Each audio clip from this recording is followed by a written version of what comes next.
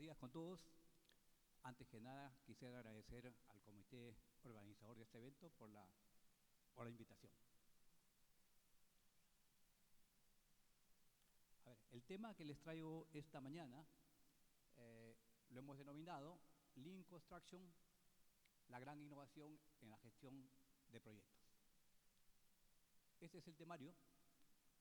En primera instancia vamos a explicar qué es innovación y luego vamos a tratar de adaptar esta definición a los proyectos de construcción. En base a esto vamos a sustentar por qué el Lean es una innovación en la gestión de proyectos. Y como esto trae muchos beneficios, la pregunta lógica cae por sí sola y nos preguntamos cuál es el costo-beneficio para adoptar el Lean. Finalmente, presentaré tres propuestas que bajo estas definiciones podrían considerarse como innovadoras y que contribuyen a romper un poco las barreras que nos evitan usar el pensamiento Lean. Vamos con la primera, que es la innovación. Para esto usamos el manual de Oslo, que es probablemente el manual más usado cuando se trata de innovación tecnológica. Este manual, en su acápite de definiciones, el 3.9, nos dice: una innovación empresarial es la incorporación de un proceso o producto nuevo o mejorado, que tiene una diferencia con los productos o procesos anteriores. Si esto lo llevamos un poquito a los proyectos de construcción, lo podemos esquematizar en este cubo, que le hemos denominado el cubo de ubicación de actividades en los proyectos de construcción. ¿Cuál es el proceso y cuál es el producto en los proyectos de construcción? Bueno, siguiendo el concepto Lean de la entrega de proyectos sin pérdida, tenemos que la primera fase es la definición del proyecto. Esta fase a veces se ignora y muchas veces, por las premuras del tiempo, comenzamos a hacer los diseños sin una buena definición de un proyecto. Haciendo esta primera fase, que es esta definición, hacemos un diseño Lean. Esta fase de definición nos evita hacer reprocesos. Una vez que tenemos el diseño, antes de comenzar la obra y en paralelo, entramos a lo que es el abastecimiento Lean, para luego hacer la construcción Lean. Esto es lo que define el LPDS, ¿no? Que es la entrega de proyectos sin pérdida. Una vez que hemos terminado la obra, hacemos las pruebas respectivas, hacemos la entrega y esa obra terminada entra al uso, que es la última fase.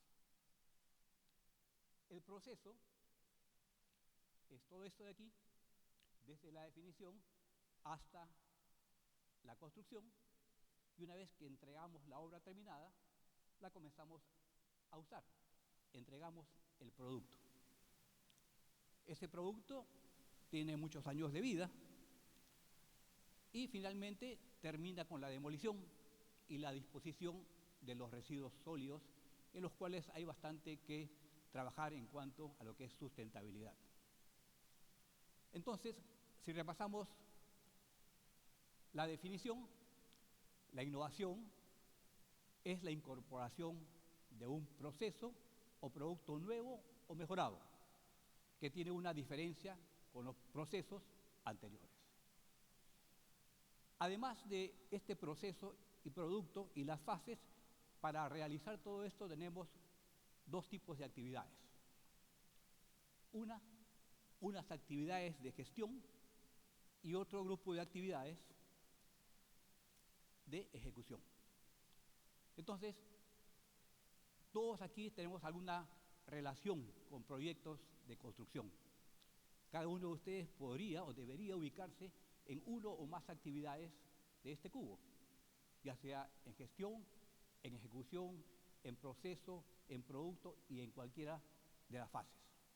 Igualmente, una innovación se puede ubicar en cualquiera de estas actividades.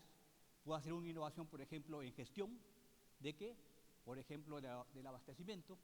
Puede hacer una innovación en ejecución, por ejemplo, en el diseño Lean. Pero acá viene algo importante, porque arriba se habla de una diferencia entre lo antiguo y lo nuevo.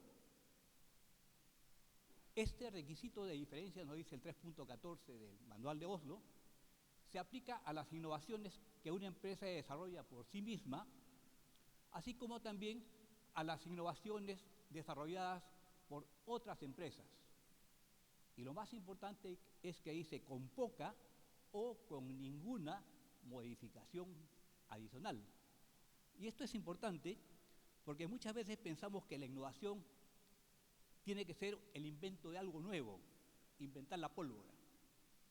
Pero no, esta diferencia puede ser, digamos, por ejemplo, el Lean hace más de 30 años que existe, muchas empresas lo usan y está garantizado el beneficio. ¿No es cierto? Entonces, lo que tenemos que hacer es no inventar nada. Existe el Lean, muchas empresas la usan y de repente en nuestra empresa no usamos todavía cualquiera de las herramientas Lean. El hecho de tomar esa herramienta e implantarla en nuestra empresa y decir, antes trabajaba con métodos tradicionales, ahora traigo una nueva técnica Lean, la implanto en mi empresa, esa adopción ya es considerada una innovación. Ahora, si además de eso hacemos alguna otra contribución, bienvenido. Por lo tanto, esto se aclara con el 3.15, en que específicamente dice la adopción de un producto o proceso nuevo o mejorado también es una innovación, incluso si ha sido introducido o puesto en uso por otras empresas. Ustedes vienen acá a recibir una serie de conceptos Lean y si ustedes llevan estos conceptos y los implantan en su obra, las adoptan en sus proyectos de construcción, están haciendo una innovación. ¿A dónde está la diferencia? Tradicionalmente, los proyectos de construcción se han venido desarrollando bajo los conceptos generales del PMI, del Project Management Institute, ¿no es cierto? Entonces, mucho de lo que hay en el mundo, los bancos para financiarnos los proyectos, la revisión de los supervisores está ligado mucho con los métodos tradicionales, promovidos por el PMI. Si bien el PMI si bien el Lean hace más de 30 años que promueve todos estos conocimientos, hay un hito importante en el 2002, creo que es un hito importante.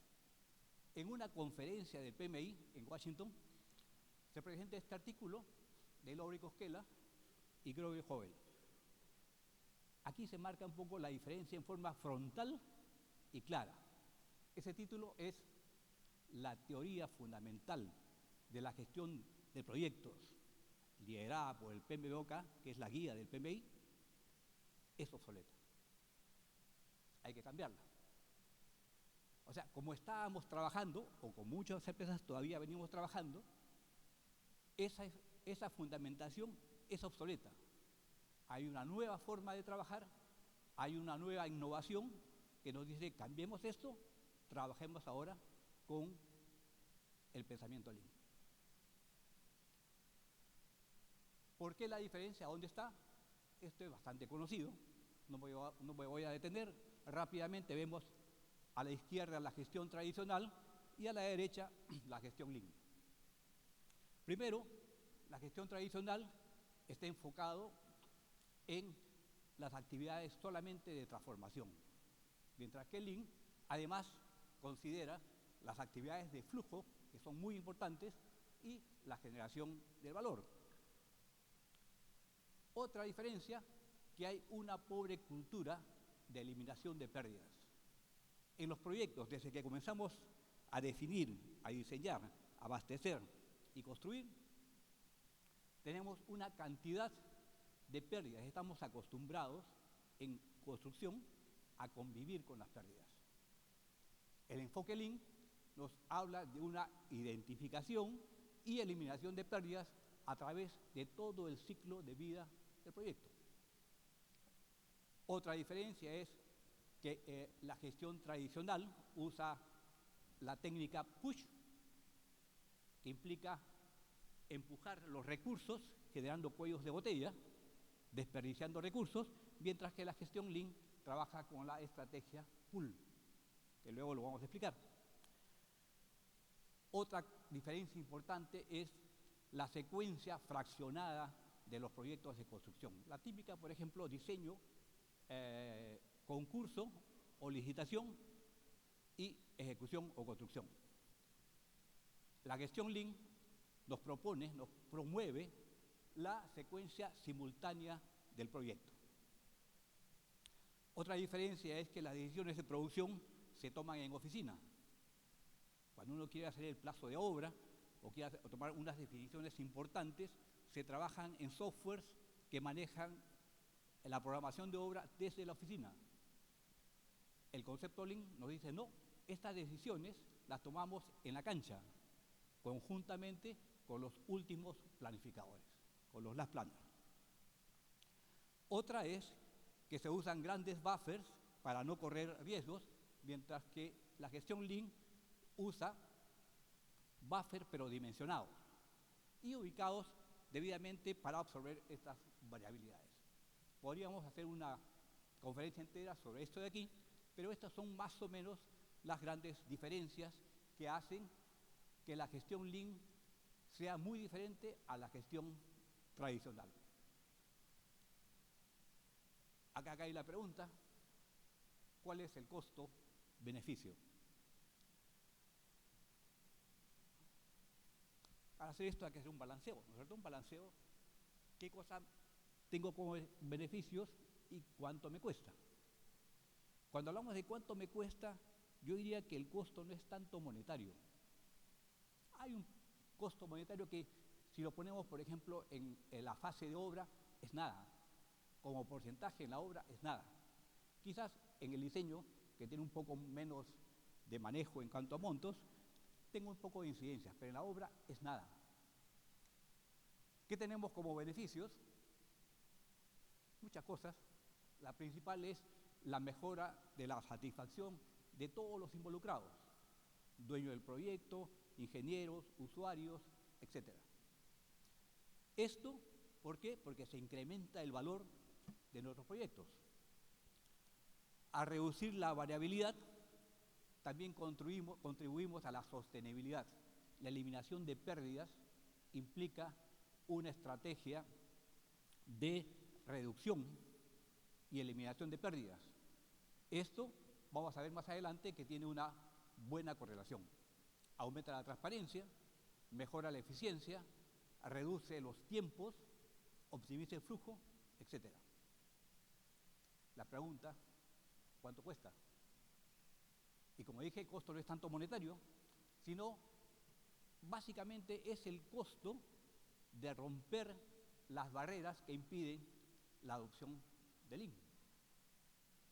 ¿Cuáles son estas barreras? Para no pensar mucho, hacemos una revisión de la literatura, todos los artículos indexados, y hemos encontrado por lo menos 6 artículos indexados que tratan justamente sobre las barreras que impiden la adopción del Lean Construction. Tenemos una investigación en Inglaterra, una en Turquía, una en la India, una en Perú, una en Finlandia y una en Jordania. Hemos hecho una identificación de estas 15 barreras que proponen todas estas investigaciones y las hemos rankeado de acuerdo a su frecuencia. Tenemos muchas, podríamos describir, pero tenemos el tiempo limitado. Vamos a enfocarnos en las 3 primeras, en las 3 más rankeadas. Vamos a dar un zoom. Barrera número 1, en los cuales las 6 investigaciones coinciden. Falta de comprensión adecuada sobre el Lean. Barrera número 2, falta de apoyo de la alta gerencia. Y barrera número 3, con 5 de 6, falta de capacitación a todo nivel. Y cuando decimos a todo nivel, quiere decir a todo nivel, es decir, desde la gerencia hasta los obreros, a todo nivel. Entonces, vamos a presentar dos propuestas que pueden contribuir a amenguar estas barreras que impiden la adopción del Lean. Una está dirigida a los alumnos que cuando están en la universidad no tienen contacto con la obra. Estamos trabajando un poco para fundamentar la idea que es Vox Populi, pero no está fundamentada en que los alumnos cuando salen de las universidades conocen mucho de estructuras, pero conocen poco de obra. Y claro, no han tenido el contacto con la obra. La propuesta es un taller de gestión y construcción Lean en obras a escala. Y la segunda, ¿por qué? Porque los alumnos, como mencionó César, están en proceso, en los últimos ciclos salen a las obras y es muy fácil que un alumno que tiene todavía la cabeza en blanco, uno pueda colocar los conceptos Lean. Porque cuando uno ya entra a la obra y tiene varios años, ya tiene las costumbres de los métodos tradicionales. Entonces, hay que sembrar la idea desde las universidades. Y lo otro es para los obreros. Y acá la propuesta es el uso de analogías e infografías para explicar por lo menos dos conceptos Lean.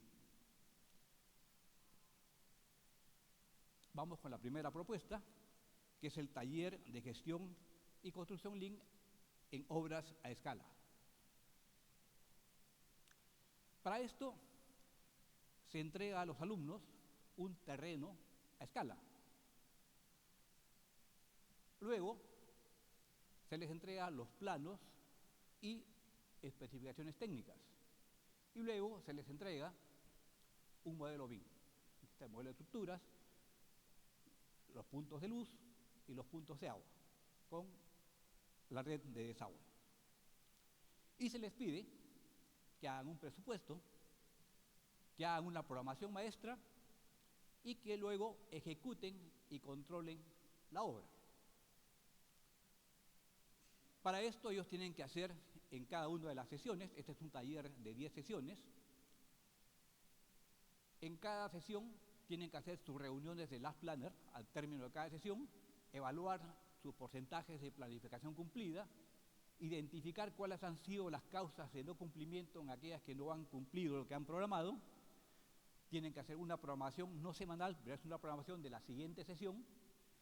Tienen que hacer un look ahead a 4 sesiones o 5 sesiones adelante y para eso tienen que hacer su análisis de restricciones. Para esto la cosa fluye naturalmente porque se hacen una planificación para la siguiente sesión, tienen que abastecerse de todos los recursos. Entonces tienen que hacer órdenes de compra, tienen que comprar, entre comillas, los materiales, los equipos y las herramientas para la siguiente gestión. Durante todo el proceso, también hacen los controles de calidad, hacen las valorizaciones de avance de obra, tal y cual una obra real. Para esto se tiene una tienda del proveedor que vende materiales a escala y a precios de mercado. Está, por ejemplo, la bolsa de cemento en dimensiones a escala y en peso a escala. Están los agregados, los ladrillos, los acabados, etcétera, todo a escala. Entonces, tenemos primero un escalamiento geométrico, pero sobre todo tenemos un escalamiento de costos. ¿Qué es esto de escalamiento de costos?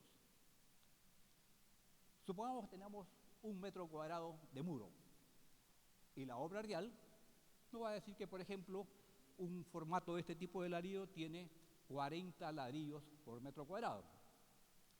Si los ladrillos están a escala, mi metro cuadrado a escala también va a tener 40 ladrillos.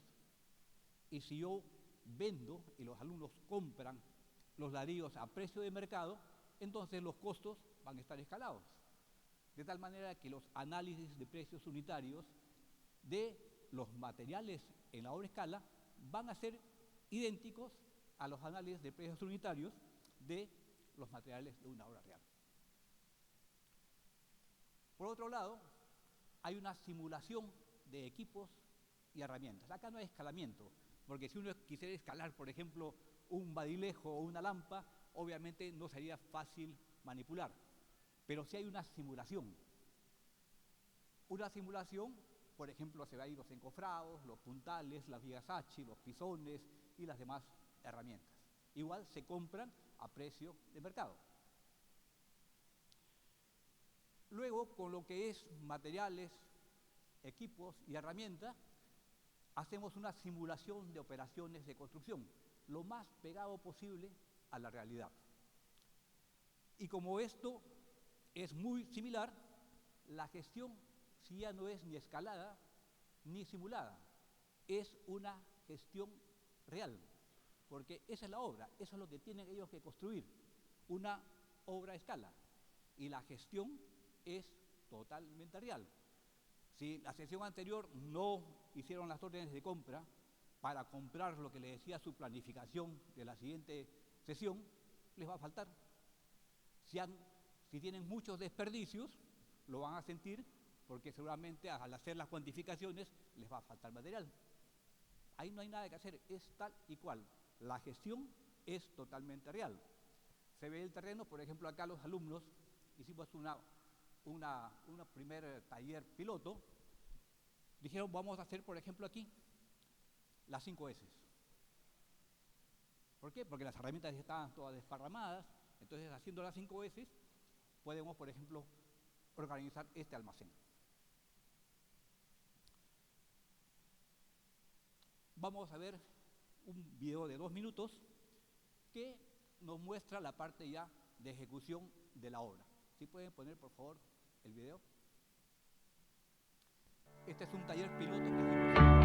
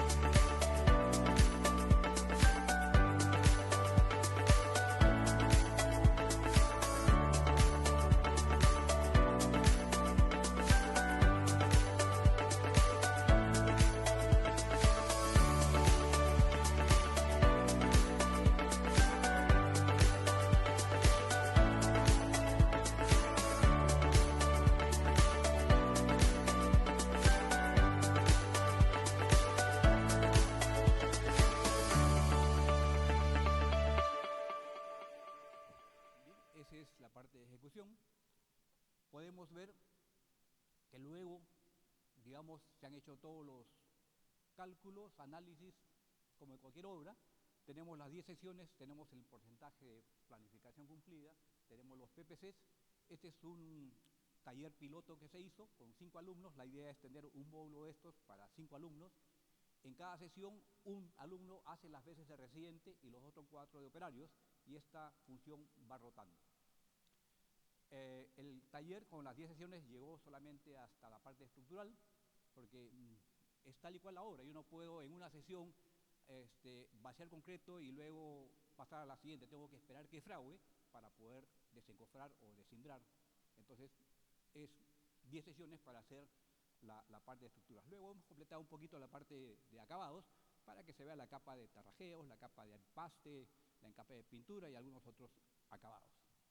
Y fíjese, el resultado es muy similar a una obra de construcción real. Un promedio de las 10 sesiones de más o menos de 86% de PPC y las causas de no cumplimiento. Esta es la primera propuesta para poner algunos conceptos Lean y además entender un poco los procesos constructivos para los alumnos. Vamos con la segunda propuesta, que es el uso de analogías e infografías para la explicación de algunos conceptos Lean a los obreros. Para esto, la primera pregunta que nos deberíamos hacer es: ¿los obreros deberían conocer algunos conceptos de Lean? El año pasado conversábamos con Elisa y con Paz un poco sobre cómo enseñar esto a los obreros. Y bueno, si decimos que no, sencillamente ahí lo dejamos, pero los obreros son los que hacen las cosas, son los que hacen la producción. Y la sorpresa que nos llevamos es que más es de regreso que de ida, porque de ellos aprendemos mucho. Entonces, la pregunta sería: ¿qué conceptos Lean deberíamos explicarles? Las planners, no sé, IPD, TBD, etc. Pero las planners, sí o sí. Lo demás quizás es para los ingenieros. Pero las planners, sí. Entonces la pregunta sería: ¿y cómo les enseñamos? Las planners a los las planners. La propuesta es usar analogías e infografías. Vamos a presentar entonces esta propuesta y vamos a explicar el concepto de flujo, que inclusive a veces es medio complicadito para entender que el concepto de flujo es uno de los que soportan, igualmente que el concepto de agregación de valor, y nos diferencia con los métodos tradicionales. Para esto usamos la siguiente analogía. Vamos a suponer que un obrero, esto es para los obreros, está regando nosotros decimos curar, cuando se echa, no sé cuál es el término acá en México, pero se echa agua para que, digamos, no se rasgue el concreto, ¿no? Y vamos a suponer que pasa un obrero descuidado y pisa la manguera. ¿Qué sucede con el flujo? Disminuye. E inclusive se puede cortar.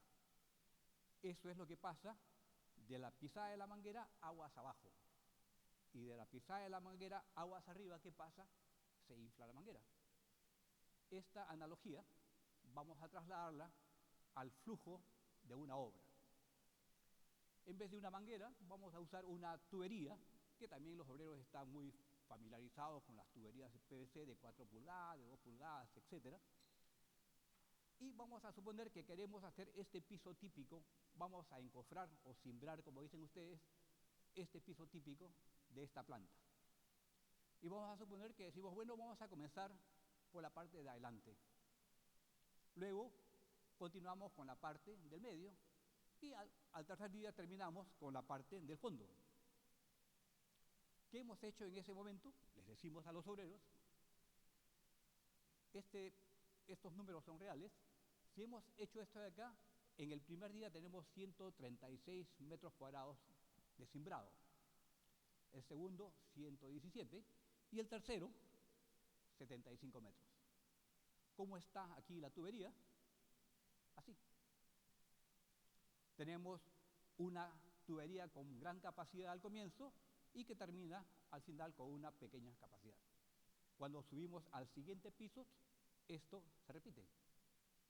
Y aquí está la pisada de la manguera, que es el cuello de botella. Aguas abajo, del cuello de botella, el que domina la velocidad del sistema es el cuello de botella. Y aguas arriba se desperdician recursos. Porque, por ejemplo, para encofrar 136 metros cuadrados necesitamos paneles de encofrado, puntales, accesorios, impermeabilizante, desmoldante, mano de obra. Y cuando pasamos al siguiente, esos recursos están descansando, se están desperdiciando. Y más aún cuando estamos en el área verde.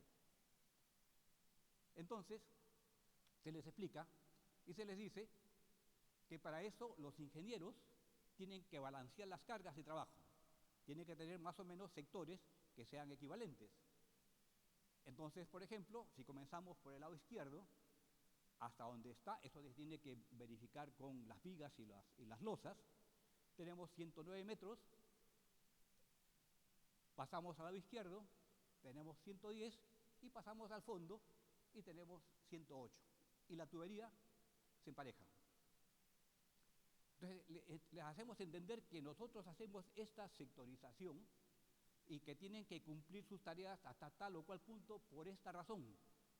Porque la tubería, si no es pareja, hay un desperdicio de recursos. Entonces, ellos están trabajando, pero con el concepto un poco más claro de por qué lo hacemos. El hecho de que la tubería sea uniforme implica que hayan cantidades de trabajo similares. Entonces, hay una primera regla para los obreros. Tenemos los ingenieros que cuidar que esta tubería sea uniforme y ustedes, los obreros, tienen que cumplir con esa sectorización para que esto sea así. Pero esta tubería puede estar muy uniforme, pero necesitamos alimentarla con un flujo de agua. Y en construcción no tenemos uno, sino tenemos 7 llaves.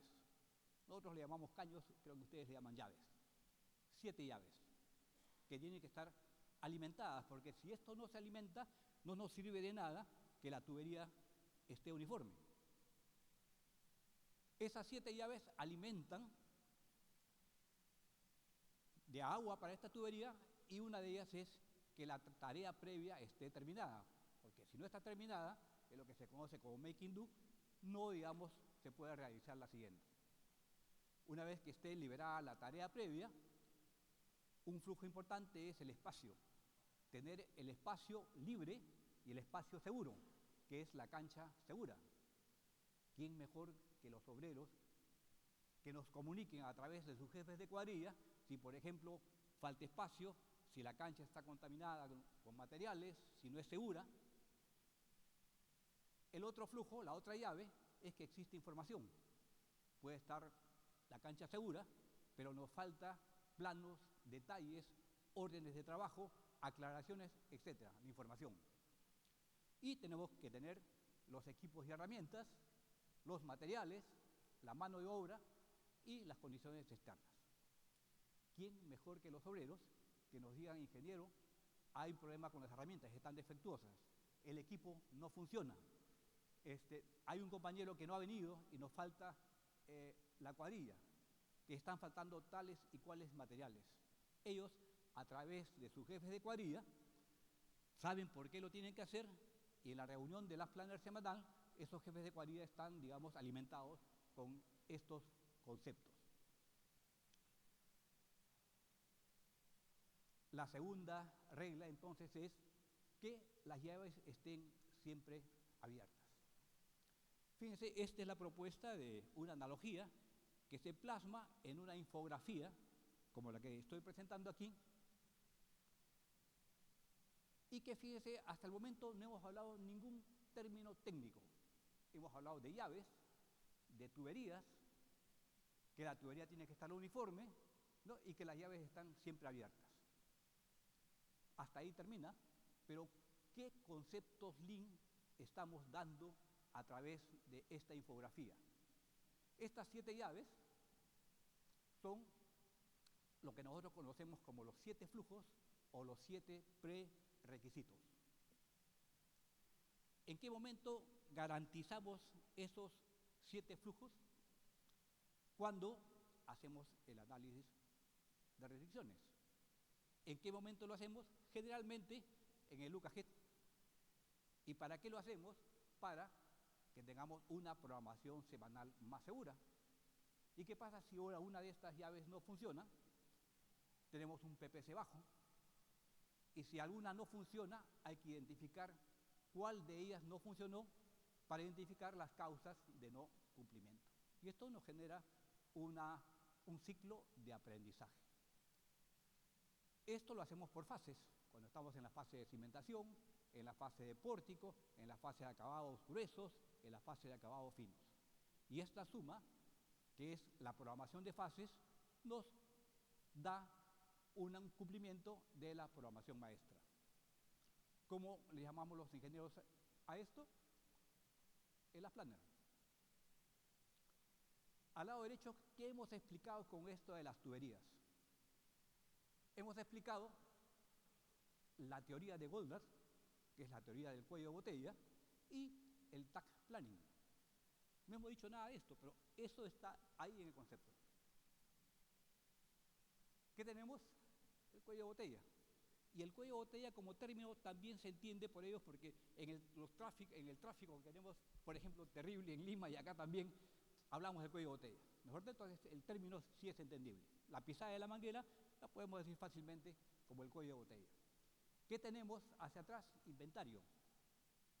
No hemos hablado de inventario, pero ahí el concepto Lean es inventario. ¿Qué sucede con el inventario? Desperdicia recursos. Tenemos el concepto que dice, ¿quién gobierna la velocidad del sistema? Que es lo que dice Goldberg. Gobierna el cuello de botella. Por lo tanto, tenemos que enfocarnos en la productividad global y no necesariamente en la productividad local. El libro de la meta de Goldberg, por ejemplo, en esta novela de negocios, nos cuenta cómo el gerente de una planta le está metiendo recursos a una partida o a una actividad que no es un cuello de botella. Totalmente contradictorio. Fácilmente podemos levantar acá los 5 pasos de la teoría de Goldberg. Número 1, identificar el cuello de botella. Número 2, explotar, como dice Goldberg, el cuello de botella. Número 3, alinear temporalmente el sistema a este cuello de botella. Número 4, identificar otro cuello de botella, porque esto es una mejora continua. Y paso 5, regresar al paso 1. Facilito cuando lo expresamos a través de una infografía. Aquí podemos explicar también qué cosa es el pull. El pull significa abastecerse, por ejemplo, en el caso de la logística, de lo necesario y suficiente para evitar el push. El push empuja, acumula recursos, hace desperdicio. Y luego, para nivelar esta tubería, usamos el takt time, conocida también como los trenes de trabajo. Entonces, queda claro que hay dos conceptos que a veces inclusive en la literatura no está clara, ¿no? Que es que cuando logramos que la tubería esté uniforme, estamos logrando un flujo uniforme. Y cuando decimos que las llaves estén siempre abiertas, estamos hablando de un flujo continuo, que son dos cosas diferentes. Una es flujo continuo y la otra es flujo uniforme. Tenemos que garantizar las dos cosas. Flujo uniforme con el takt time y flujo continuo con el planner. Así de sencillito. Esta es la infografía, estamos trabajando un poquito en un video para, digamos, repartirlo y que los que quieran puedan proyectarlo en algún momento a sus obreros. Esto ya no es para obreros, vamos un poquito más allá y esta parte de aquí,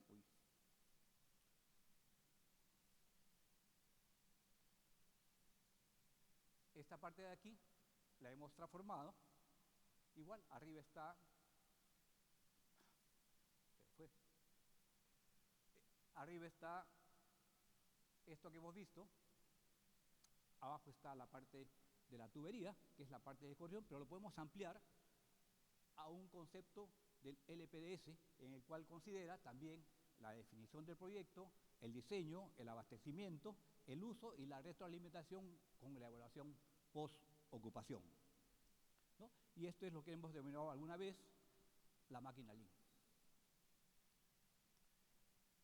Bien, para terminar, no sé cómo estoy de tiempo, la parte de Lean y sustentabilidad. Acá hay algo importante, ¿no? Porque se habla mucho de sustentabilidad y vemos que el Lean contribuye mucho a esto de acá. El Lean básicamente tiene dos enfoques, entre tantos, ¿no? Generación de valor y eliminación de pérdidas. Y la sustentabilidad tiene como objetivo tres cuentas, que es la triple cuenta de balance. ¿A quién le rendimos cuenta? Al medio ambiente, a la sociedad y a la economía. Y para esto maneja varias estrategias. Una de ellas es la economía circular. Y acá hay una gran relación de lo que es sustentabilidad, no es la única, pero es una gran relación de la economía circular con el Lean, a través de la eliminación de pérdidas. Uno de los enfoques de la economía circular se basa en lo que conocemos como 3 Rs, ahora hay 7 Rs, por ahí dicen 10 Rs, pero las 3 Rs principales son estas de aquí. Reducir las pérdidas, reutilizar las pérdidas y reciclar las pérdidas. Ahora, hay dos tipos de pérdidas. Hay los desperdicios, ¿no?, que vienen asociados con el producto final, y hay las mermas que están asociadas al proceso. El desperdicio que viene con el producto final, el producto terminado, ya no hay nada que hacer, está desperdiciado, no se puede recuperar, pero las mermas, como son parte del proceso, sí las podemos minimizar a través del reuso y el reciclado. La propuesta entonces que voy a presentar es la reutilización. En conclusión, como hemos dicho, hay cantidad de pérdidas y estamos acostumbrados a convivir con ellas. Uno de los materiales más incidentes en una obra es el concreto, el acero y el encofrado. Cuando colocamos concreto en nuestras obras, tenemos el mixer, el camión mezclador, y podemos usar una bomba estacionaria como la que está acá, a través de tuberías rígidas y flexibles, o a través de un camión pluma o una bomba pluma que tiene los brazos mecánicos y la manguera flexible. Una vez que uno termina de colocar el concreto en cualquier elemento, la bomba se detiene. ¿Qué pasa? Que en ese momento hay una cantidad de concreto que se queda en la cuba y otra cantidad de concreto que se queda a lo largo de toda la tubería, cada vez que vaciamos, y a veces vaciamos diariamente. Ahí está la tubería, en este caso es una tubería rígida. Estas tuberías universalmente tienen un diámetro interno de 5 pulgadas, que da esa área, y las longitudes son variables.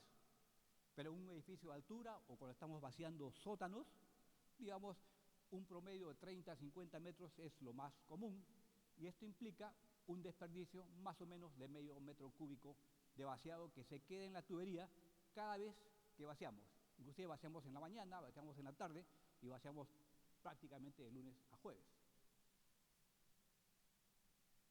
Ese concreto que se queda en la tubería, una vez que se ha terminado el elemento, hay que regresarlo. Le ponen una bola de plástico, regresa, y ese concreto hay que meterlo a la obra, porque no se puede caer afuera. Ese concreto se endurece, después de una semana hay que meterle comba para romperlo en pedazos y poder eliminarlo con todo el desperdicio y el desmonte de obra. Hay que pagar para que se lo lleven, aparte ya de haber perdido. Igualmente sucede con el concreto que se nos queda en la cuba de la bomba. Ese concreto es aproximadamente medio metro cúbico por la capacidad de la cuba. ¿Qué hacemos? La gente que viene del concreto limpia la cuba, se le pone un plástico abajo para no malograr el pavimento de las calles, y luego igualmente ese concreto se regresa a la obra. para luego formar parte del desmonte y luego hay que pagar para que los eliminemos. Sucede lo mismo con el acero, hay mucho desperdicio por corte de acero y luego tenemos que eliminarlo. Igualmente con el encofrado, hay piezas que ya no funcionan y se va eliminando el encofrado. ¿Cuál es la propuesta? Es que con estas pérdidas trabajar una prefabricación, pero para otro uso, ya no para la obra, en vez de botarlo y meterlo dentro de la obra y después pagar para que se lo lleven, lo usamos para hacer estos módulos, que son 7 piezas prefabricadas para las cocinas o los comedores comunitarios. En el Perú le llamamos ollas comunes. Esto pesa media tonelada, pero como está en 7 piezas, la pieza más pesada más o menos está en el orden de 85 kilos, que puede ser fácilmente trasladada por 2 personas. Tenemos un grupo de WhatsApp de más o menos 400 empresas constructoras. Lanzamos esto en el mes de abril. Lanzamos esto que es de libre disposición, con un pequeño video explicativo. Ahí está el despiece, cómo son los encofrados, cómo se hace el anclaje y cómo se hace la instalación en el sitio. A la fecha, hay 8 empresas que se han sumado, que se han aliado a este proyecto, entre ellas 2 empresas de encofrados, como son Peri y Doca, que también ellos tienen material que lo tienen que eliminar, y vieron el proyecto y ellos ofrecen el encofrado a las empresas que quieran colaborar. Al 31 de octubre hemos aportado a 17 comedores comunitarios con un total de 1.424 beneficiarios diarios que reciben la comida de estos comedores comunitarios. Antes cocinaban así, ahora tienen una cocina mejorada, que el objetivo principal es eliminar el humo hacia arriba, porque ese humo es cancerígeno. Hay optimización en cuanto al combustible, usan menos combustible, tienen muchas más comodidades ergonómicas y no tienen riesgo.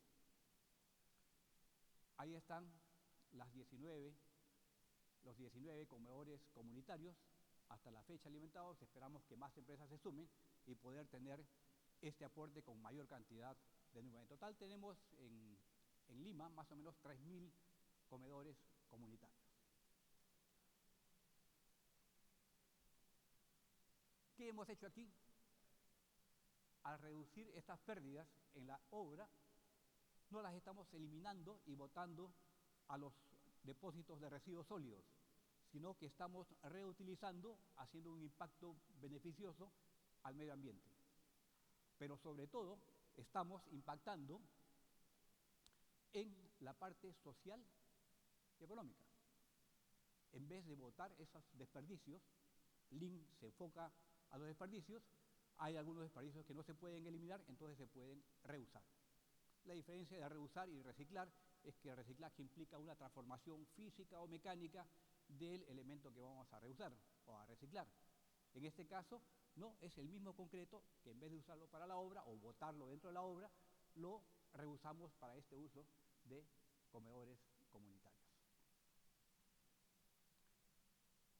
Aquí estamos cumpliendo con algunos de los objetivos de desarrollo sustentable, que son 17. Específicamente, ¿a dónde?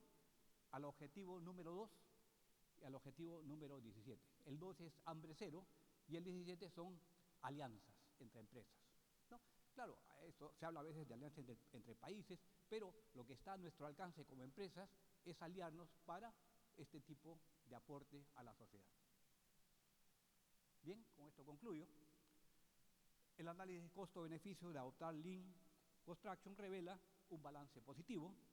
Los beneficios son evidentes y los costos de la adopción implican principalmente capacitación a todo nivel, desde los obreros a los mandos medios y gerenciales.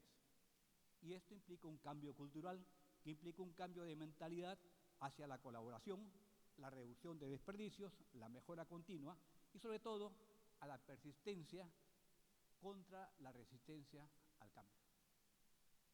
Eso es lo que tenía para contarles, con mucho gusto para cualquier pregunta.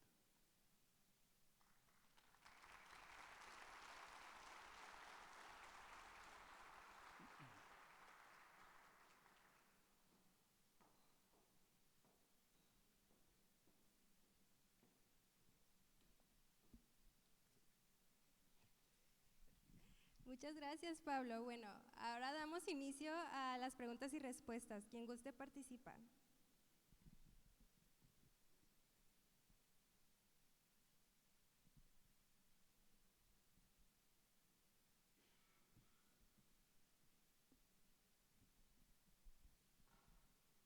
¿Qué tal? Buenas tardes.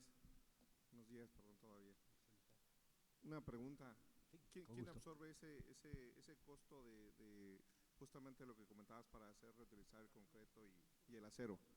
¿Quién absorbe, la empresa o sus contratistas? ¿A qué costo te refieres, disculpa? Al costo de la reutilización del concreto y del acero para hacer los comedores. Ah, las piezas prefabricadas. Sí, No, esto es costo del concreto que la empresa lo ha pagado previamente.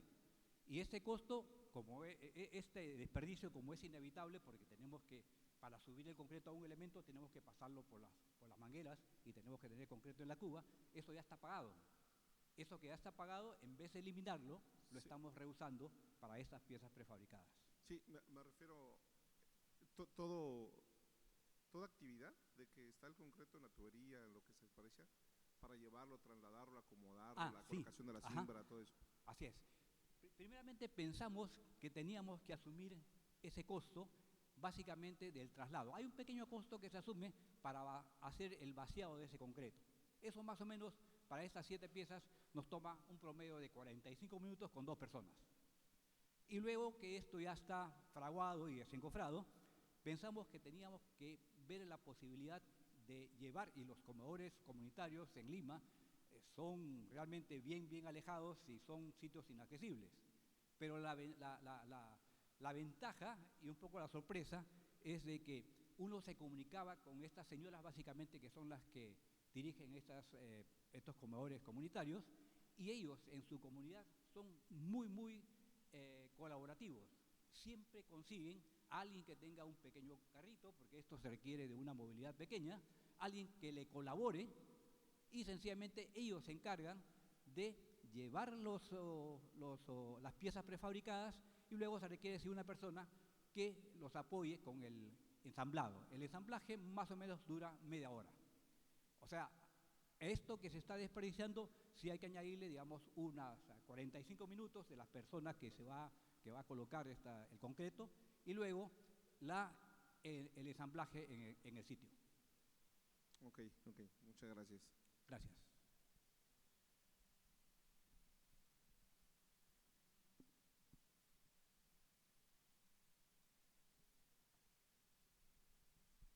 Hola Pablo, Esteban Hola, Fernández para Esteban. servirles.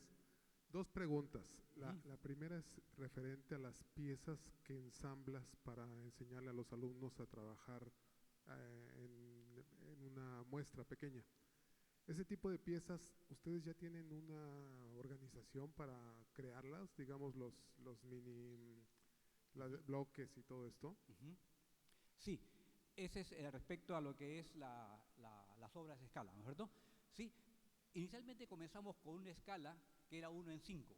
Fue en pandemia, cuando esencialmente no se podía salir de la casa y algo que había que hacer, se hizo, digamos, en cartón, y luego para la aplicación, la primera aplicación se subió a una escala 1, perdón, se hizo en 1:10, luego se subió a 1:7, que es lo que he mostrado, y luego ahora, este año que viene, en el mes de febrero, vamos a hacer ya, no el piloto, sino la aplicación, vamos a subir la escala a 1:5. ¿Por qué? Porque es mucho más fácil la manipulación. Cuando uno habla de escala, lo real o lo ideal sería hacer escala 1:1, pero esto es complicado.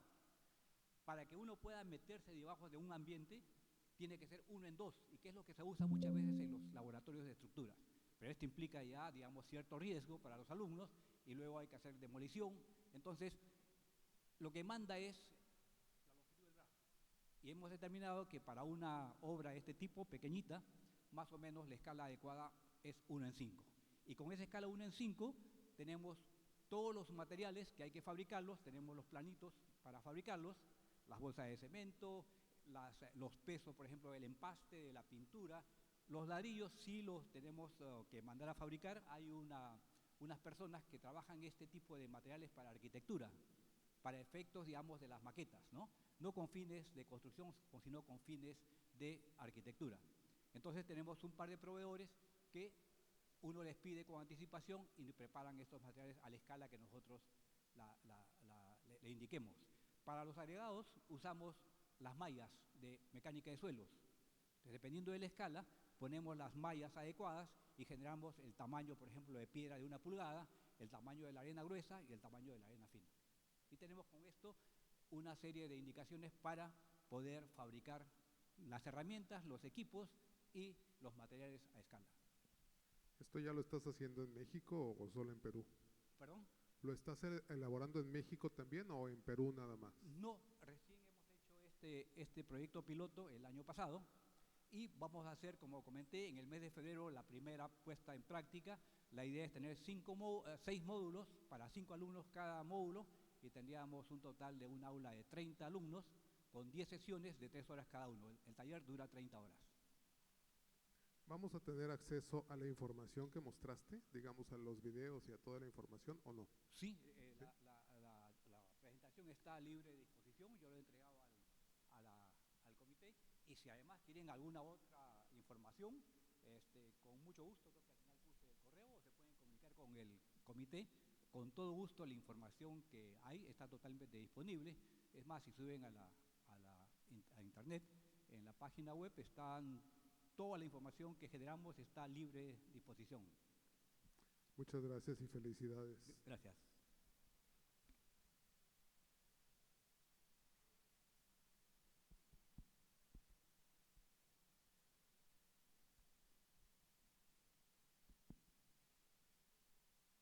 Muy bien. Muy bien, ahora damos por finalización a las preguntas y respuestas. A continuación, en representación del Instituto Mexicano de Lean Construction, nos acompaña el ingeniero Alejandro Chanona, director nacional de comunidades de práctica, para hacer la entrega de reconocimiento CLIC a nuestro expositor Pablo Orihuela. Muchas gracias por compartir su experiencia y conocimiento. Muchas gracias. Un aplauso, por favor.